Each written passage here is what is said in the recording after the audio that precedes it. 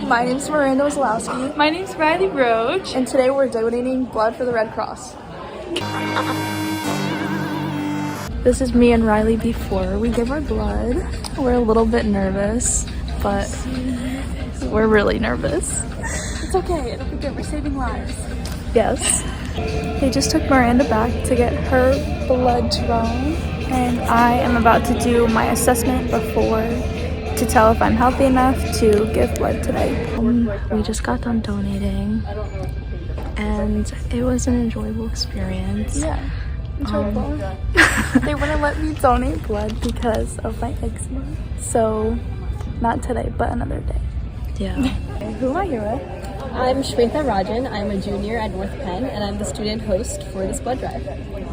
Alright, so how's the turnout been, like, throughout this whole event? Like, it's only 12 o'clock, but how has it been so far? So we had over 70 people sign up through the link, and then we had over 10 teachers walk in today, so it's over 80. We're expecting over 80 people. Oh, that's so cool. Yeah.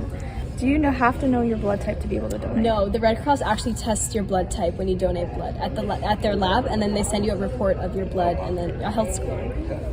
So what should you do before you get your blood drawn at the Red Cross? So the night before you come to the blood drive, we recommend you drink a lot of water, more than usual because we're taking blood.